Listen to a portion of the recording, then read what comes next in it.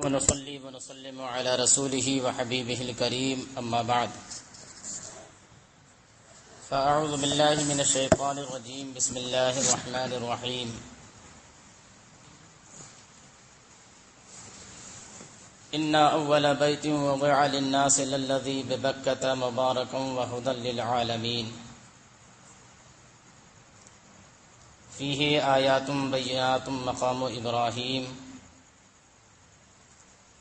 ومن دخله كان آمنا ولله على الناس حج البيت من استطاع إليه سبيلا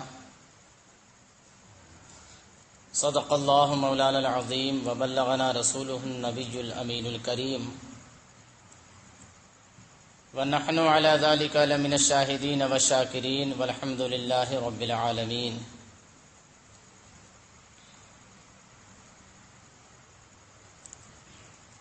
کچھ سنا دے عشق کے بولوں میں اے رضا، کچھ سنا دے عشق کے بولوں میں اے رضا، مشتاق طبع لذت سوزے جگر کی ہے. قال اللہ تبارک و تعالی فی شان حبیبہ الکریم ان اللہ وملائکتہ یصلون علی النبی یا ایہا الذین آمنوا صلوا علیہ وسلموا تسلیما. اللہم صل علی سیدنا و مولانا محمد معدن الجود والکرم وآلہ واصحابہ وبارک وسلم صلاة و سلاما دائما علیک یا سیدی یا رسول اللہ، صلاة و سلاما دائما علیک یا حبیبی یا رسول اللہ صلی اللہ تعالی علیہ وسلم.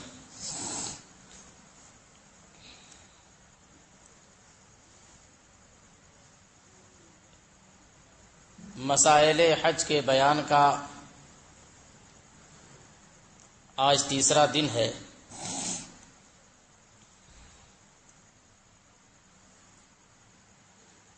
اور ہمارا بیان 10ویں ذی الحجہ کو حاجی کو کیا کیا کرنا ہے،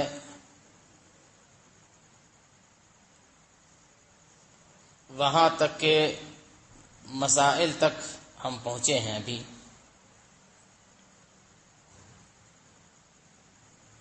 تو میں اپنی بات کو کنٹینیو کروں کہ اس سے پہلے ایک مسئلہ عمران بھائی نے کل پوچھا، وہ یہ کہ جیسا کہ بتایا گیا تھا کہ حج تمتع کی نیت کرنے والا اور حج قران کی نیت کرنے والا، حج تمتع والا اپنا عمرہ ادا کرنے کے بعد کسی ایک طواف کو رمل اور استباع کے ساتھ کر کے وہ سعی کر لے، تو اس کی آج کی یہ سعی 10ویں ذی الحجہ کو کام آئے گی کہ طواف زیارت کے بعد اسے سعی نہیں کرنا پڑے گا. تو انہوں نے سوال یہ کیا کہ وہ رمل و استباع کے ساتھ طواف اور وہ سعی کب کریں؟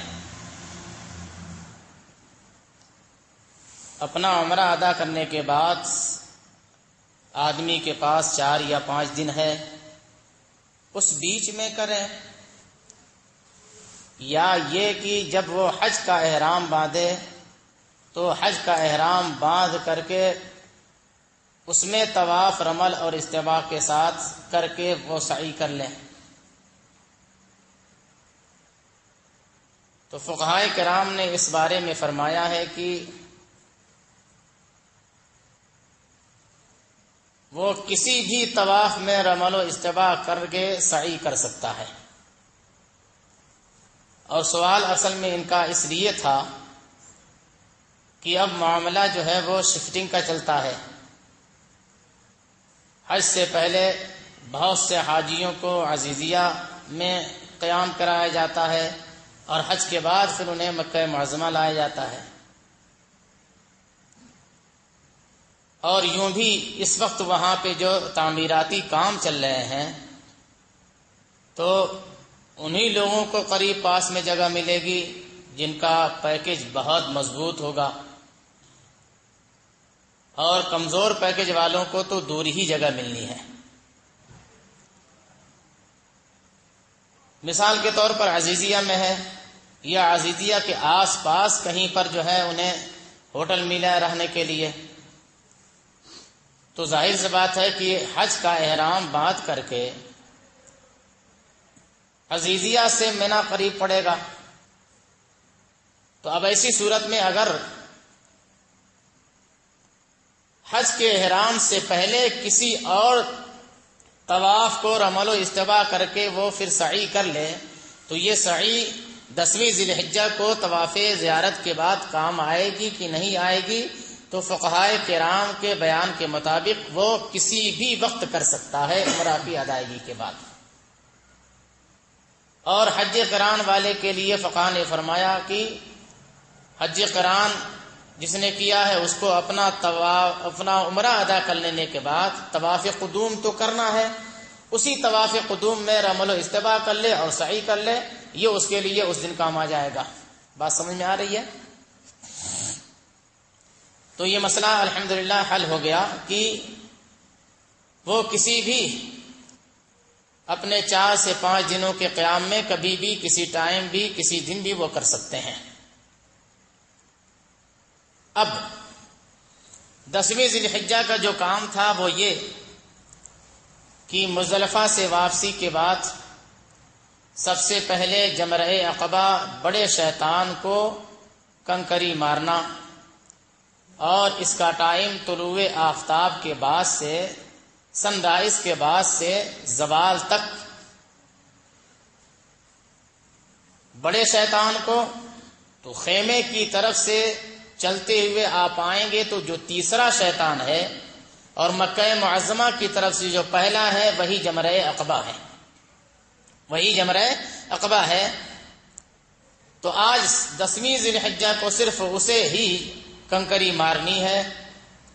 کنکری مارنے کے بعد قربانی کرنی ہے، قربانی کرنے کے بعد اپنے بال اتروانے ہیں، اور بال اتروا لینے کے بعد نارمل ڈریس میں ہو کر کے خانہ کعبہ کا طواف جو آج کرنا ہے وہ طواف افاضہ، طواف زیارت، یہی جو ہے وہ فرض طواف ہے، طواف فرض یہ ہے، اسے ادا کرنا ہے۔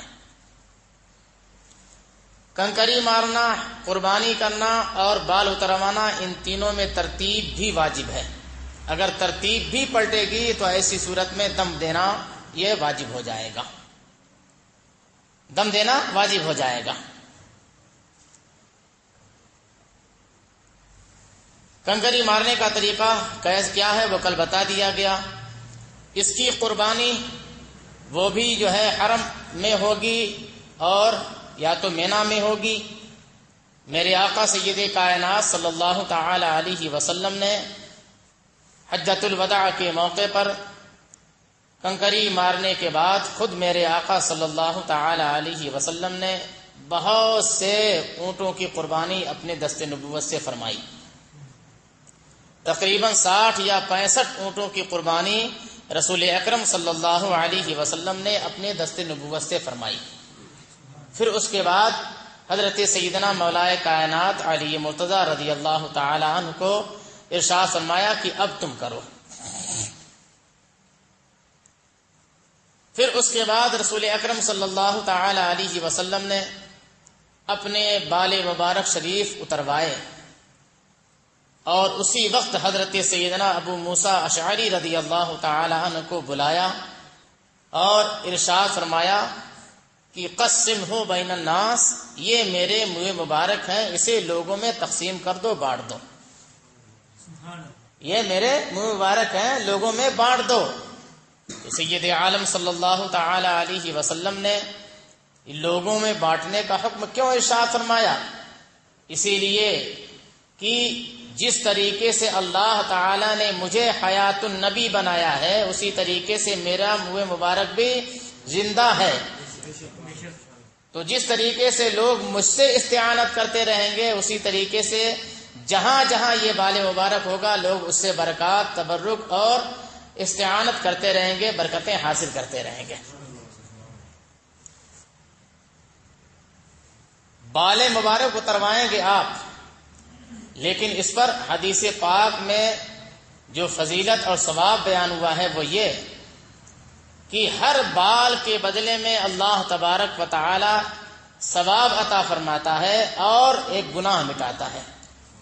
اب ہمیں نہیں معلوم ہے کہ ہمارے سر میں کتنے بال ہیں، تو حج ایک ایسی عبادت ہے کہ اگر آدمی یہاں پر مسائل جان کر کے رسول کائنات صلی اللہ علیہ وسلم کی سنت مبارکہ کو جان کر کے اگر وہ عمل کرتا ہے تو قدم قدم پر اسے ثواب ہی ثواب عطا ہوتا ہے، قدم قدم ہی پر ثواب عطا ہوتا ہے۔ اسی لیے تو یہ ارشاد فرمایا گیا ہے کہ جس نے مناسک حج کو اس کی پوری شرائط اور پورے آداب کے ساتھ ادا کر لیا تو وہ گناہوں سے ایسے ہی پاک ہو گیا جیسے کہ وہ ماں کے پیٹ سے پیدا ہوا ہے، وہ ماں کے پیٹ سے پیدا ہوا ہے۔ تو قربانی کے بعد جو ہے وہ بال مبارک میں یہ فضیلت، اور یہ حج کی جو قربانی ہے یہ وہ قربانی نہیں ہے جو ہم اور آپ ہر جگہ جو ہے سارے مسلمان جو کیا کرتے ہیں۔ یہ قربانی جو ہے وہ حج کا شکرانہ ہے، حج والی جو قربانی ہے وہ حج کا شکرانہ ہے، اور ہر تمتع والے پر اور ہر قران والے پر یہ قربانی واجب ہے، چاہے وہ فقیر ہی کیوں نہ ہو، لیکن اگر اس نے حج قران کی نیت کی تھی یا حج تمتع کی نیت کی تھی تو اس کے اوپر یہ قربانی واجب ہے۔ یہ وہ قربانی نہیں جو عید الاضحیٰ کے موقع پر سارے مسلمان پوری دنیا میں کیا کرتے ہیں، یہ وہ قربانی نہیں، یہ حج کے شکرانے والی قربانی ہے، یہ حج کے شکرانے والی قربانی ہے۔ اسی لیے اس قربانی کے لیے یہ ضروری ہے کہ یہ قربانی یا تو مینا میں ہوگی اور حرم کے اندر ہی ہوگی، حرم سے باہر نہیں ہو سکتی، حرم سے باہر نہیں ہو سکتی۔ اللہ تبارک و تعالی نے آپ کے سارے کاموں میں آسانیاں پیدا فرمائی، اور اللہ ہر کام میں آسانی پیدا فرمائے۔ تو 10ویں تاریخ کو الحمدللہ آپ قربانی سے بھی فارغ ہو جائیں گے، اور اللہ کرے کہ افضل جو دن ہے وہ 10ویں تاریخ ہی کا دن ہے طواف زیارت کے لیے، تو یہ بھی آپ کو موقع میسر ہو جائے، 10ویں تاریخ کو آپ کا طواف فرض بھی ادا ہو جائے۔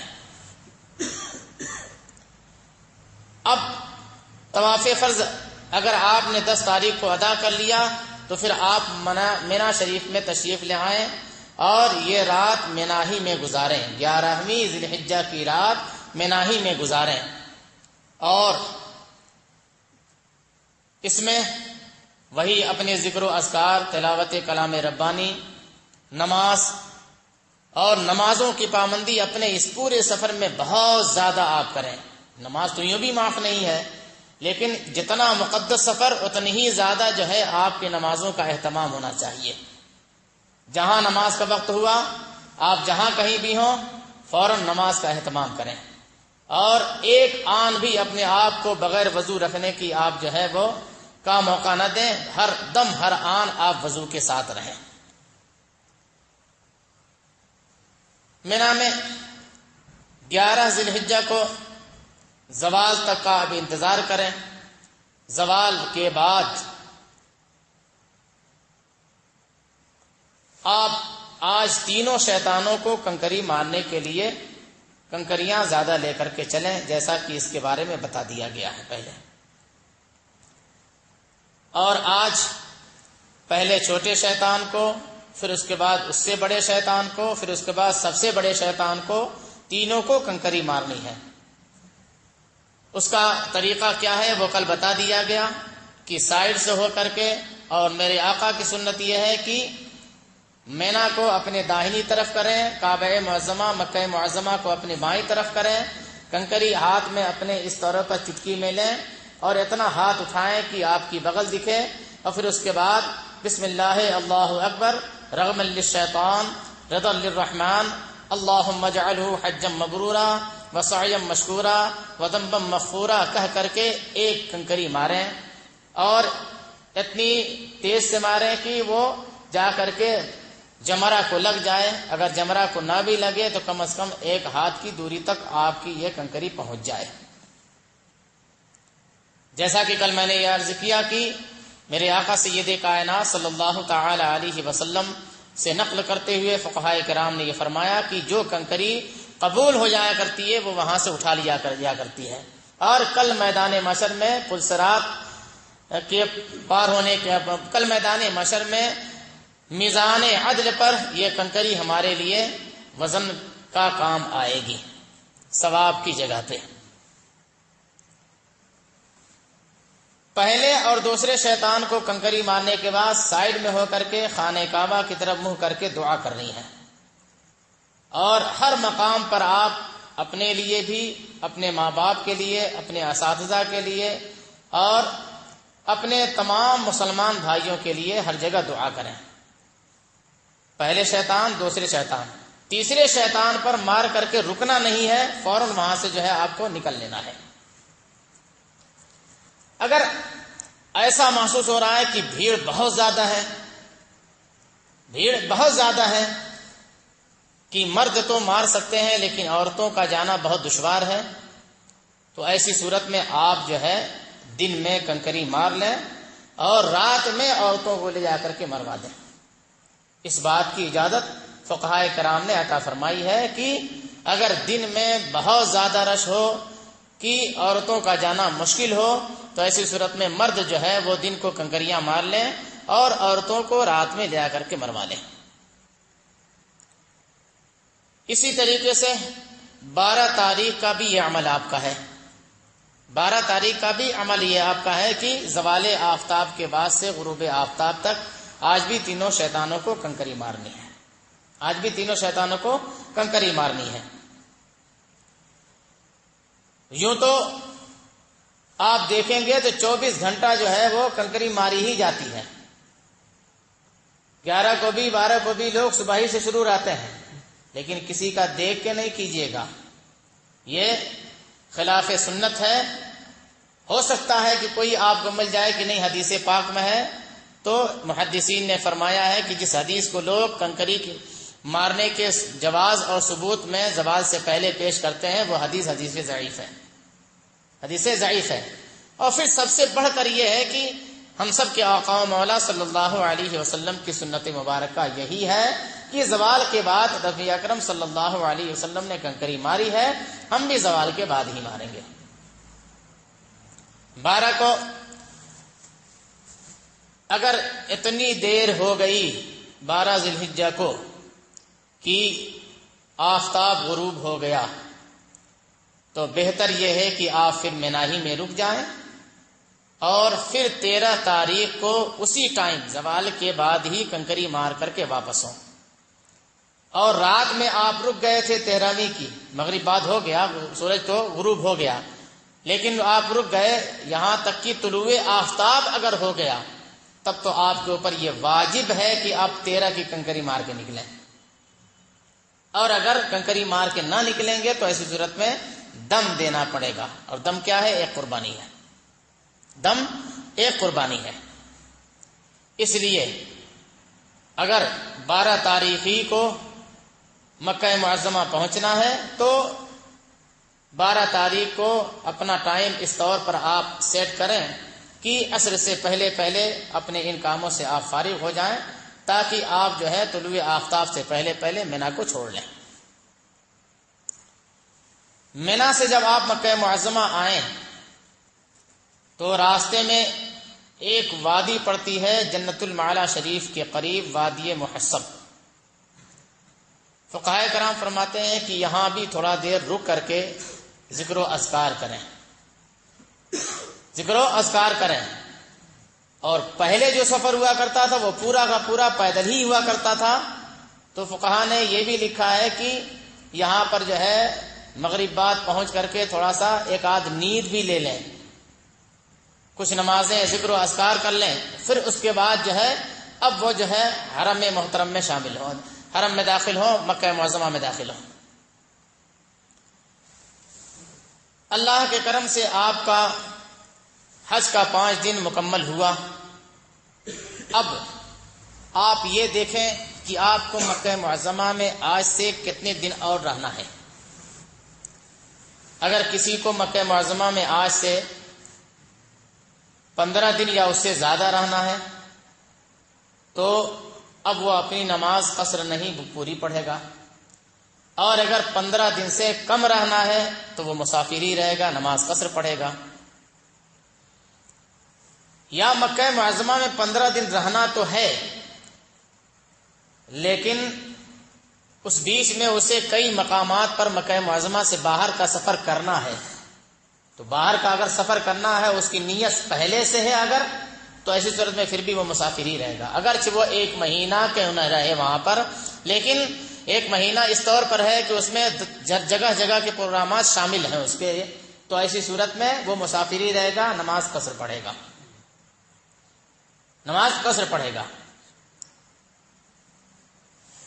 تو اس کا طریقہ آپ اچھی طرح ذہن و فکر میں بسا لیں کہ یہاں سے جاتے ہوئے بھی آپ جب مکہ معظمہ پہنچیں تو پہلے سے اپنا پروگرام آپ سیٹ کریں کہ کتنے دن مجھے مکہ معظمہ میں رہنا ہے اور پھر کب جو ہے ہم کو مینا کے لیے نکلنا ہے۔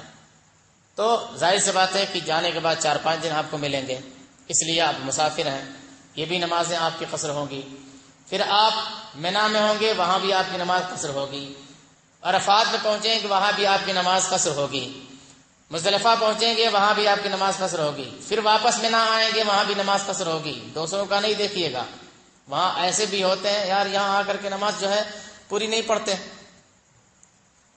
اللہ اور اس کے رسول کا حکم یہ ہے کہ قصر پڑھو، پوری پڑھو گے ہوگی ہی نہیں نماز، پوری پڑھو گے نماز ہوگی نہیں۔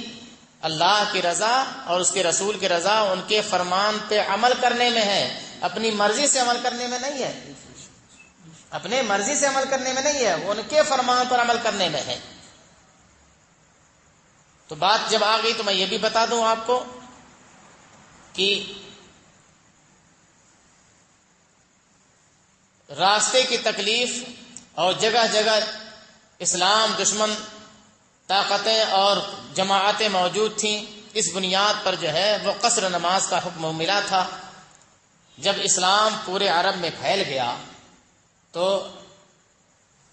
صحابہ کرام رضوان اللہ تعالی علیہم اجمعین نے، اور خاص طور سے حضرت سیدنا امیر المؤمنین عمر فاروق اعظم رضی اللہ تعالی عنہ نے رسول اکرم صلی اللہ علیہ وسلم کی بارگاہ میں یہ عرض کی، یا رسول اللہ اب تو اسلام پھیل گیا ہے اور اب ہر چہار جانب اسلام کا جھنڈا لہرا رہا ہے، اب مسلمانوں کو کہیں کوئی خوف نہیں ہے، پورا عرب امن ہی امن ہو چکا ہے یا رسول اللہ، تو اب تو ہمیں نماز جو ہے وہ پوری پڑھنی چاہیے۔ تو آقا کریم صلی اللہ تعالی علیہ وسلم نے ارشاد فرمایا کہ اے میرے پیارے صحابہ، قصر نماز تمہارے لیے اللہ تبارک و تعالی کی طرف سے صدقہ ہے، اسے اللہ کا صدقہ کو اپنے لیے قبول کر لو، ورنہ قرآن عظیم میں حکم جو ہے قصر کا ہے، وَإِذَا ضَرَبْتُمْ فِي الْأَرْضِ أَن تَقْصُرُوا فِي الصَّلَاةِ، اسی آیت کریمہ سے قصر کا ثبوت ہے، قصر کا ثبوت ہے۔ لیکن جب صحابہ کی دیکھو محبت نماز سے محبت صحابہ کی کہ ہم کیوں آدھی پڑھیں، پوری کیوں نہ پڑھیں، تو اللہ کے رسول صلی اللہ علیہ وسلم نے ارشاد فرمایا کہ اللہ کی طرف سے تمہارے لیے یہ صدقہ ہے، اللہ کی طرف سے تمہارے لیے گفٹ ہے، تو اس لیے تم اللہ کے صدقے کو قبول کر لو۔ تو اب اگر کوئی اپنی مرضی سے جو ہے وہ پوری پڑھنا چاہے تو اللہ کے صدقے کو وہ ٹھکرا رہا ہے، اللہ کے صدقے کو وہ ٹھکرا رہا ہے۔ ایک چیز تو یہ ہو گئی۔ دوسری چیز، ایسے بھی لوگ آپ کو ملیں گے کہ آپ میں جب مسافر ہو تو صرف جو ہے وہ 2 ہی رکعت آپ کے اوپر ہے، آپ کو ظہر کی 4 رکعت سنت موقدہ پہلے والی نہیں پڑھنی ہے اور 2 رکعت بعد والی سنت موقدہ نہیں پڑھنی ہے، تو اس چکر میں بھی نہیں آئیے گا۔ کیوں؟ اس لیے کہ یہ نماز اس سفر کی تکلیف کی بنیاد پر فرض کا حکم تھا، اس میں قصر کا حکم تھا، لیکن آپ الحمدللہ مینا کے اندر ہیں تو ایئر کنڈیشن ٹینٹ کے اندر ہیں. کون سی اب پریشانی آپ کے لیے ہے؟ کس جانور کا خوف ہے؟ کس ڈاکو کا خوف ہے؟ کسی کا کوئی خوف نہیں ہے. اس لیے سنتیں، آپ جو سنت مؤکدہ ہے اس کو بھی ادا کیجیے. سنت مؤکدہ جو ہیں اس کو بھی ادا کیجیے. اور جو آپ کو صبح سے لے کر کے ظہر تک کا ٹائم مل رہا ہے، اس میں قرآن عظیم کی تلاوت اور قصر، اپنی قضا نمازیں بھی پڑھیے، اپنی قضا نمازیں پڑھیے. وہاں یہ نہیں کہ اب یہ پورا ٹائم ہمارا فری ہے تو سونے میں گزاریں. سونے کے لیے آپ جب گھر آئیے گا نا پوری نیند پوری کر لیجیے گا. وہاں تو آپ جو ہے وہ اپنے ایمان کا سونا بنانے گئے ہیں، اس لیے وہاں جو ہے سو کر کے اپنے وقت کو جو ہے ضائع نہیں کیجیے گا، ضائع نہیں کیجیے گا. تو اب آپ مکہ معظمہ جب آ گئے اور کسی کو 5 دن رہنا ہے، کسی کو اور 7 دن رہنا ہے، کسی کو 10 دن رہنا ہے، اب اس بیچ میں آپ کیا کریں گے؟ تو اس بیچ میں آپ یہ کریں کہ کم از کم ہر دن ایک عمرہ تو ضرور آپ ادا کریں. مسجد تنعیم، مسجد عائشہ جا کر کے آپ جو ہے وہاں پر عمرے کی نیت کریں، اور نیت کرنے کے بعد احرام کی نیت کرنے کے بعد آپ وہاں سے آئیں اور یہاں آ کر کے جو ہے وہ جس طریقے سے آپ نے اس سے پہلے عمرہ ادا کیا اسی طریقے سے عمرہ ادا کریں، اور پکا ارادہ کر لیں کہ ہر دن مجھے الحمدللہ ایک عمرہ ادا کرنا ہے. آپ کو ایسے بھی لوگ ملیں گے الحمدللہ کہ وہ دیکھو صبح میں ایک عمرہ کرتے ہیں، شام کو عمرہ کرتے ہیں، رات میں ایک عمرہ کرتے ہیں. میں نے ایسے لوگوں کو بھی دیکھا ہے. تو وہاں جانے والے بالکل جو ہے ان کو اللہ تعالی کی عبادت کا ایسا شوق پیدا ہو جاتا ہے کہ وہ پورا اپنا ٹائم جو ہے وہ اللہ اس کے رسول کی رضا اور ثواب اکٹھا کرنے ہی میں لگاتے ہیں، ثواب اکٹھا کرنے ہی میں لگاتے ہیں. اب مسجد عائشہ جب جانا ہو تو یہ نہیں کہ اب احرام کی چادر ادھر سب ساتھ میں لے کے آپ جائیں، نہیں. آپ یہیں سے جو ہے احرام کی چادر، لنگی اور چادر، جو لنگی پہن لیں، چادر اوڑھ لیں، اور بیلٹ رہتا ہے اس میں کچھ پیسے آپ ٹیکسی کے کرائے کے رکھ لیں، یا بیگ آپ کے پاس ہے تو اس میں جو ہے رکھ لیں. بیگ لے کر کے آپ چھوٹا سا اپنا جس میں کتاب ہے آپ کی دعاؤں کی، اور کچھ آپ کے پاس ریال ہیں جو گاڑی کرائے کے لیے ہیں، چلے جائیں وہاں پر، اور سب مکمل تیاری یہیں سے کر کے جائیں. اپنے ہوٹل ہی سے آپ غسل کر لیں اور سب کچھ تیاری کر کے جائیں. وہاں جا کر کے صرف جو ہے وہ آپ احرام کی نیت سے 2 رکعت نماز پڑھ کر کے فوراً نیت کریں اور واپس آ جائیں. تو آپ کا ٹائم بھی بچے گا، اور بلا وجہ وہاں کے باتھ روم میں، غسل خانے میں اب ہر طرح کے لوگ ہوتے ہیں کہ بہت لوگ پاکی کا خیال کرتے ہیں، بہت لوگ نہیں خیال کر پاتے ہیں، کچھ لوگوں کو علم نہیں ہوتا ہے. اس لیے اس چیز سے آپ بچ جائیں گے. اپنے ہوٹل سے پوری تیاری کر کے آپ جائیں. یہ ہو گیا. اس کے علاوہ جب تک آپ مینا کے اندر رہیں تو مینا میں مسجد خیف ہے، مسجد خیف کی زیارت کو تو جائیں. مسجد خیف ہی کے اندر فقہائے کرام فرماتے ہیں کہ حضرت سیدنا آدم علی نبینا علیہ الصلوۃ والتسلیم کی قبر مبارک ہے. جیسے سیدنا آدم علیہ السلام کی قبر مبارک مینا میں مسجد خیف کے اندر ہے، اور اس کو حضرت صدر الشریعہ نے بھی لکھا ہے، اعلی حضرت رضی اللہ تعالیٰ نے بھی لکھا ہے، اور دوسرے فقہا نے بھی اسے لکھا ہے. تو مسجد خیف میں بھی جائیں اور حضرت سیدنا آدم علیہ السلام کی قبر اطہر کی زیارت کے لیے آپ تشریف لے جائیں. میرے اعلی حضرت رضی اللہ تعالیٰ عنہ جب تشریف لے گئے مسجد خیف کے اندر آپ جا کر کے ذکر و اذکار کیا کرتے تھے. تو آپ بھی کوشش کریں کہ نمازیں کچھ جو ہے جا کر کے وہیں پڑھیں بجائے خیمے کے. اب مکہ معظمہ میں یہ تو مسجد تنعیم والا چھوٹا عمرہ ہوا. وہاں پر مکہ معظمہ سے تقریباً 20 سے لے کر کے 25 کلومیٹر کی دوری پر طائف کے راستے پر جو ہے وہ مقام جعرانہ پڑتا ہے. مقام جعرانہ پڑتا ہے. مقام جعرانہ سے میرے آقا سید کائنات صلی اللہ تعالی علیہ وسلم نے غزوہ حنین سے لوٹتے ہوئے مقام جعرانہ سے آپ نے عمرے کا احرام باندھا تھا اور آ کر کے عمرہ ادا فرمایا تھا. اور اس عمرہ کو کہا جاتا ہے بڑا عمرہ. اس عمرے کو بڑا عمرہ کہا جاتا ہے. مسجد تنعیم والا چھوٹا عمرہ کہا جاتا ہے. یہ بھی میرے آقا نے حکم دیا، لیکن یہ سنت کس کی، طریقہ کس کا ہے؟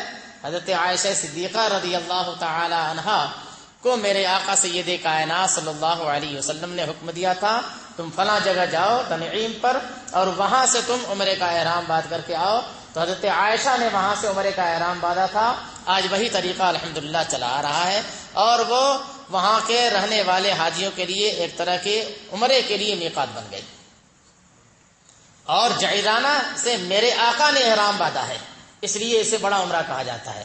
تو میرے آقا صلی اللہ علیہ وسلم کی سنت کو اپنانے کے لیے، سنت ادا کرنے کی نیت سے آپ جو ہے جعرانہ بھی جائیں، چند ساتھیوں کو اکٹھا کریں اور ایک اپنی گاڑی کر لیں اور چلے جائیں، وہاں سے عمرے کا احرام آپ باندھ کر کے آئیں، عمرہ کریں۔ ایک فائدہ تو یہ ہوگا، اور دوسرا فائدہ یہ ہوگا کہ اسی مسجد جعرانہ کے داہنی طرف ایک قبرستان ہے، اس کی باؤنڈری ہے چاروں طرف سے، اسی قبرستان میں غزوہ حنین کے شہداء آرام فرما رہے ہیں، غزوہ حنین کے شہداء آرام فرما رہے ہیں۔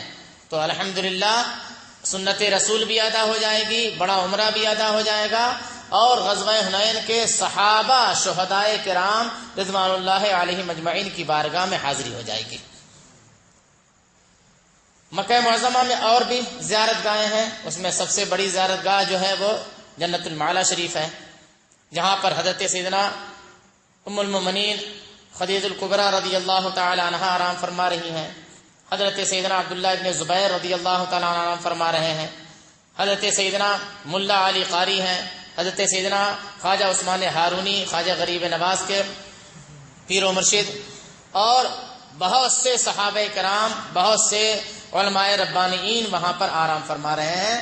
تو آپ جنت المعلا شریف بھی حضرت خدیجہ اور ان تمام بزرگوں کی مزارات طیبہ پر جائیں، حاضری دیں اور دعائیں کریں، برکات وہاں کی لوٹیں۔ جنت المعلا شریف جب آپ جائیں گے تو راستے ہی میں مسجد جن ہے، اس کی بھی زیارت کریں۔ یہ مسجد جن وہی ہے جہاں پر جنہوں نے رسول اکرم صلی اللہ تعالی علیہ وسلم کے اوپر ایمان قبول کیا تھا، مسجد جن اسی جگہ پر صحابہ نے مسجد بنائی تھی، اس کا نام مسجد جن ہے۔ اسی راستے میں مسجد شجرہ تھی، لیکن اب مسجد شجرہ نہیں ہے، اسے وہاں کی مہربان حکومت نے ختم کر دیا۔ مسجد شجرہ اسی راستے میں تھی، اس کو ختم کر دیا۔ مسجد جن ابھی باقی ہے، لیکن اب توڑتے توڑتے بالکل مسجد جن تک یہ لوگ پہنچ چکے ہیں، اللہ خیر فرمائے۔ اس کے علاوہ آج جو گھڑی والی بلڈنگ آپ کو دکھ رہی ہے، وہی علاقہ مسفلہ کا ہے۔ مسفلہ میں حضرت سیدنا امیر المؤمنین ابو بکر صدیق رضی اللہ تعالی عنہ کا مقام تھا، اور جب میں پہلی مرتبہ حج کے لیے گیا تھا تو وہ مکان جو ہے وہ ان کا ایک مسجد چھوٹی سی تھی، وہیں پہ مکان تھا، لیکن اب جو ہے وہ سب مسجد بھی توڑ دی گئی ہے، بلڈنگ بنی ہوئی ہے، مسجد بھی توڑ دی گئی ہے، بلڈنگ بنی ہوئی ہے۔ اسی لیے تو ہندوستان میں جب جو ہے الیکشن کا موقع آتا ہے تو ہندو جو ہے پگلاتے ہیں وہاں پہ، اور یہ کہتے ہیں جب تم اپنے مکہ میں مسجد توڑ سکتے ہو تو ہم یہاں پہ نہیں توڑ سکتے، معاذ اللہ۔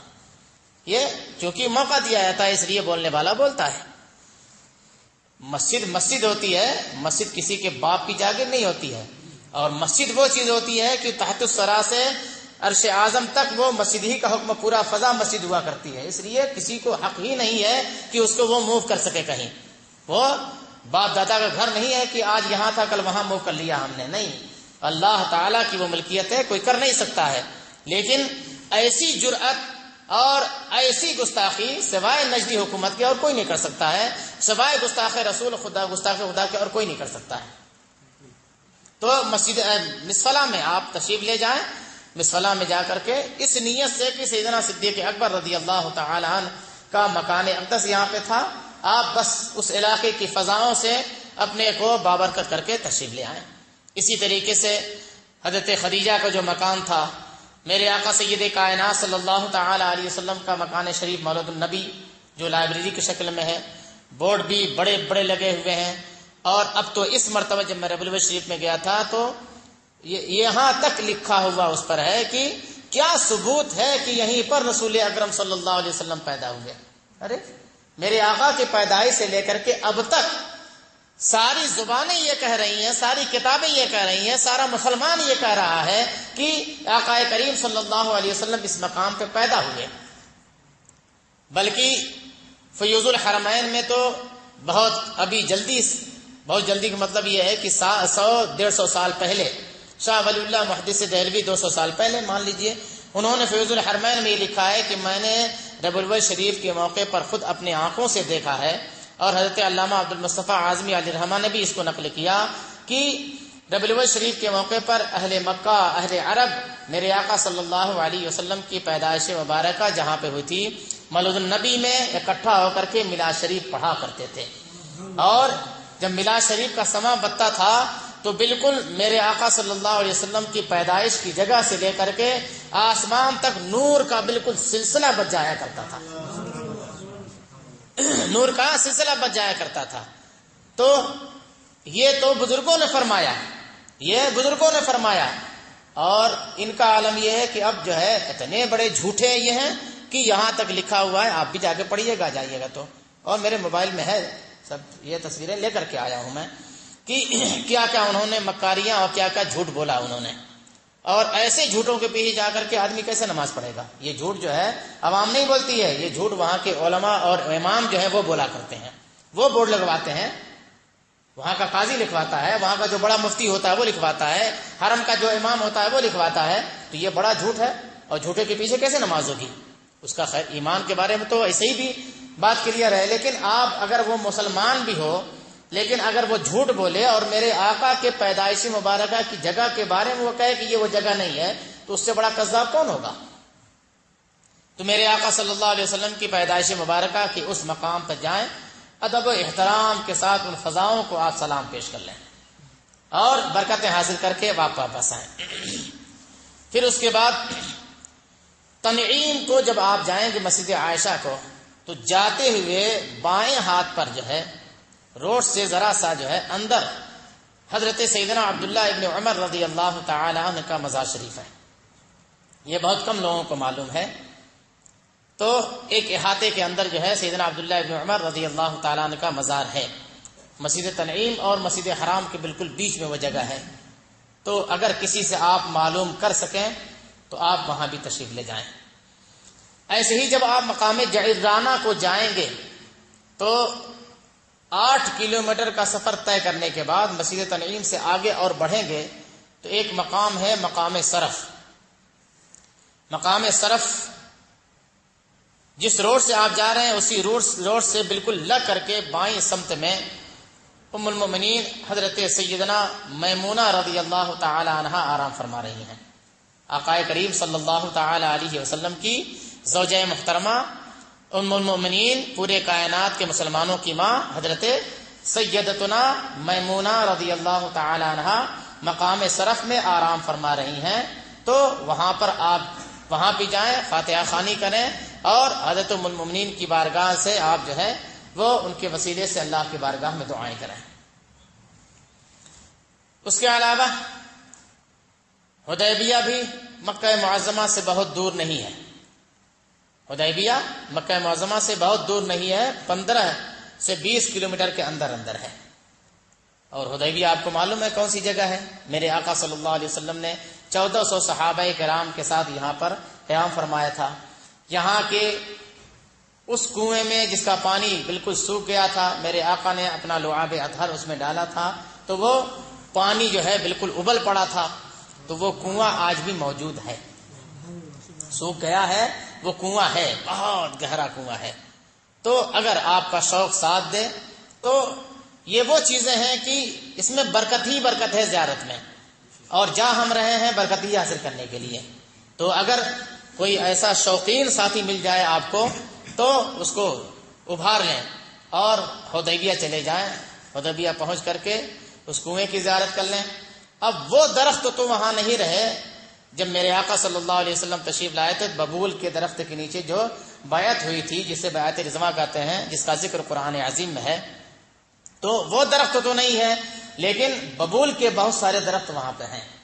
درخت نہ صحیح، وہ فضا تو موجود ہے، وہ زمین تو موجود ہے، وہ زمین تو موجود ہے، اس لیے آپ جو ہے وہاں کی فضاؤں کی اور اس کنویں کی جا کر زیارت کر لیں، اس کنویں کی زیارت کر لیں۔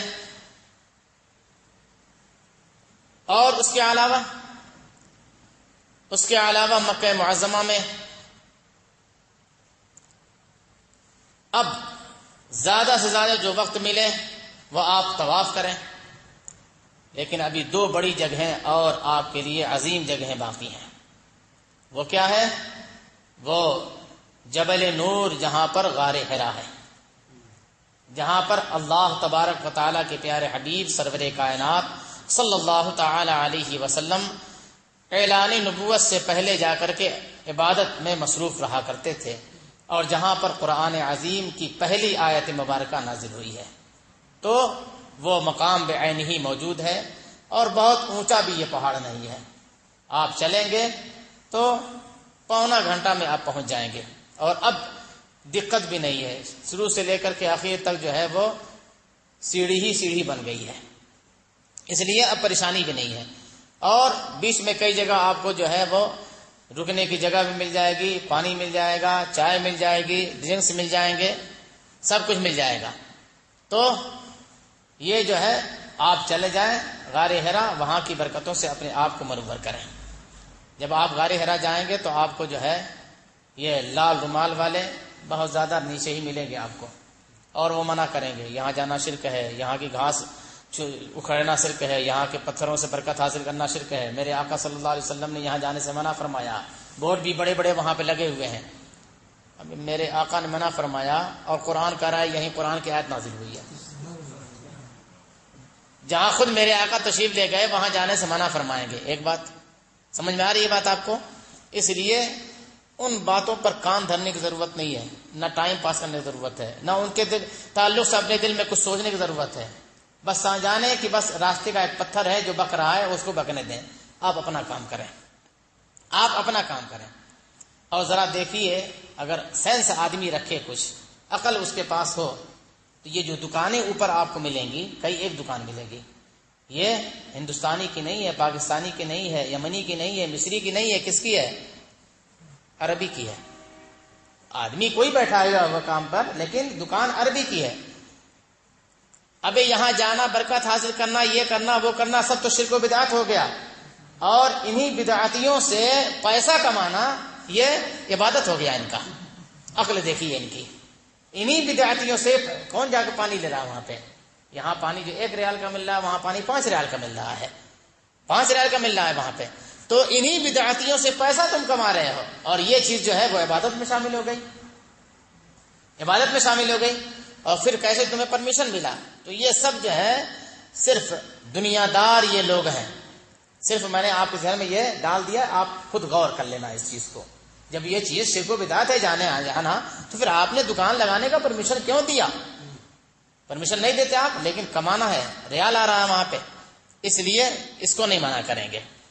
منع کرنے والا کرتا رہے، آپ جائیں اور ادب و احترام کے ساتھ وہاں پہنچ کر کے میرے آقا سید کائنات صلی اللہ تعالی علیہ وسلم کی سجدگاہ پہ آپ اللہ تبارک و تعالی کا شکر ادا کرتے ہوئے چند رکعات نفل کی آپ ادا فرما لیں، اور اپنی قسمت پر ناز کریں کہ آج اللہ تبارک و تعالی نے اپنے حبیب ہی کے صدقے میں اس مقام پر مجھے پہنچایا جہاں پر رسول اکرم صلی اللہ تعالی علیہ وسلم کی وہ مقدس پیشانی لگی ہے کہ جسے چومنے کے لیے عرش اعظم بھی بےتاب رہا۔ تو یہ سب نصیبے کی بات ہے۔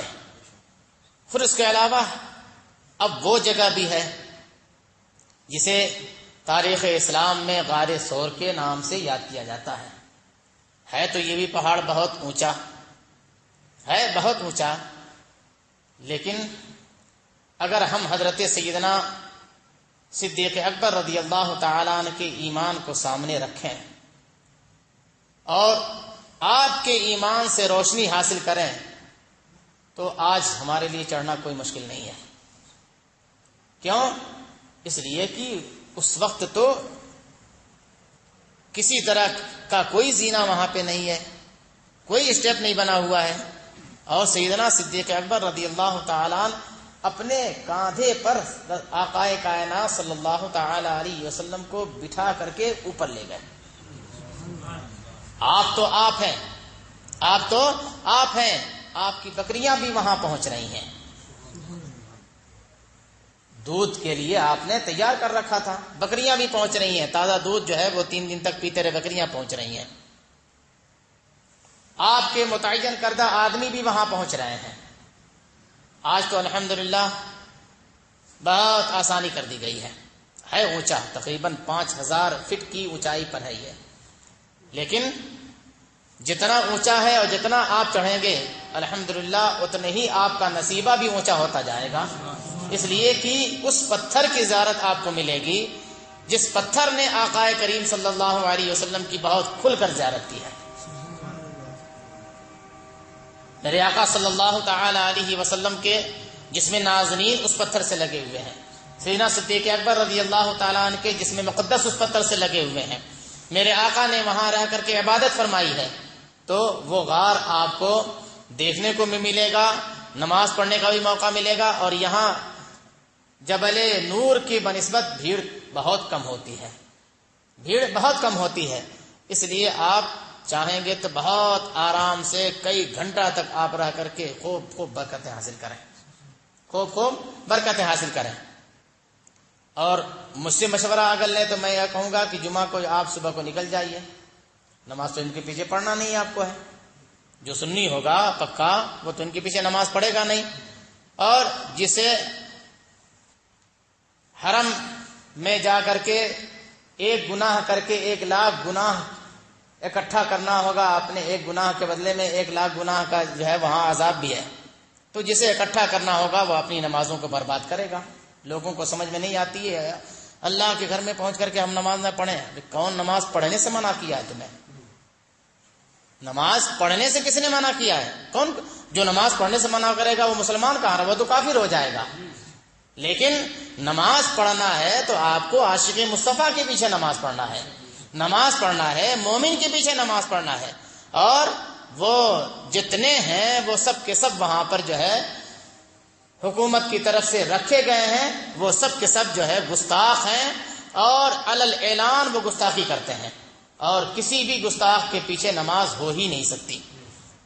تو آپ کو ظہر ویسے بھی پڑھنی تھی، یہاں پہ آپ چلے جائیں، وہاں جا کر کے آرام سے اپنا جو جمعہ کا دن آقا کریم صلی اللہ تعالی علیہ وسلم کے اس مقدس تبرک کی جگہ پہ جا کر کے اپنا جمعہ کا دن بھی گزاریں، نماز بھی پڑھیں اور عبادتیں کر کر کے ڈھیروں سارا ثواب اپنے دامن میں لے کر کے آپ تشریف لے آئیں. تو یہ رہا مکہ معظمہ کا آپ کا قیام اور مکہ معظمہ کے متبرک مقام اور مکہ مکرمہ میں اقامت کے درمیان کیا آپ کو کرنا ہے یہ چیزیں.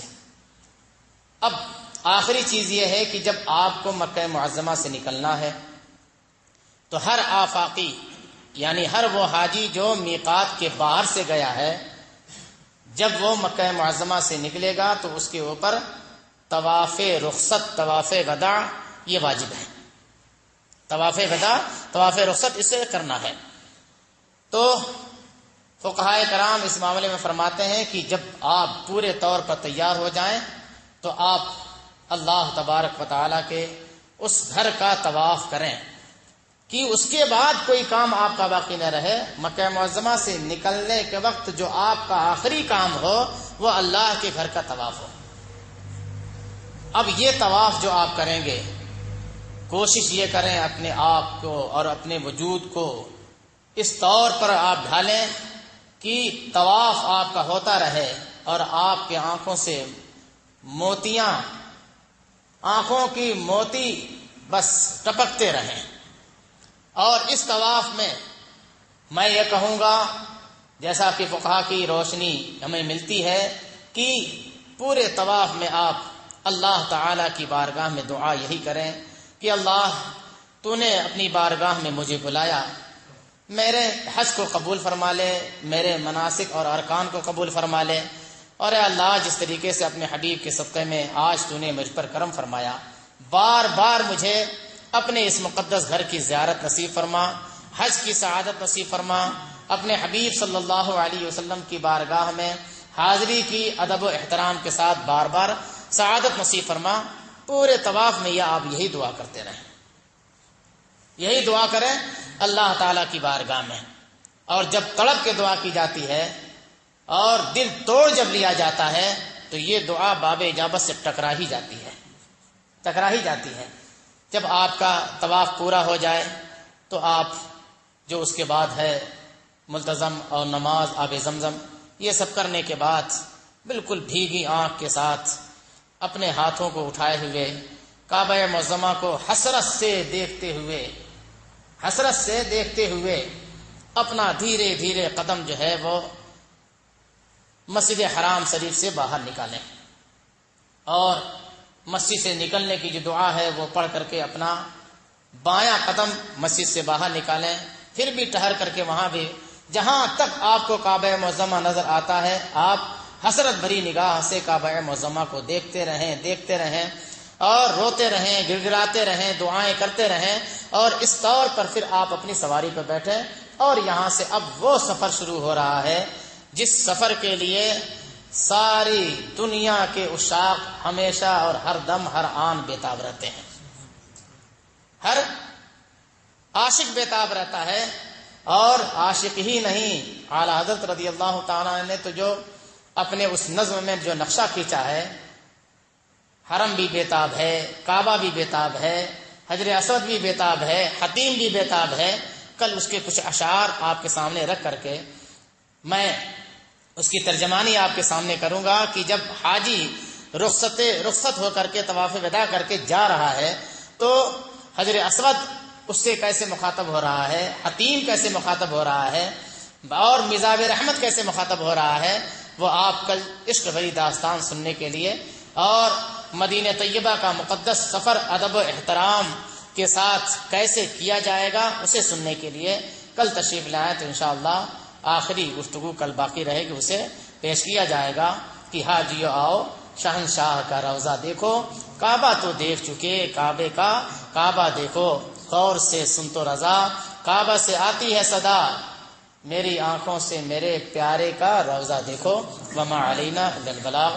وصلی اللہ تعالی علی خیر خلقہ سیدنا و نبینا و مولانا محمد وعلی آلہ و اصحابہ و ازواجہ و ذریاتہ واہل بیتہ و مشائخ عظمتہ و اولیاء کاملہ و علماء ملتہ و اصولہ و فروعہ اجمعین برحمتک یا ارحم الراحمین.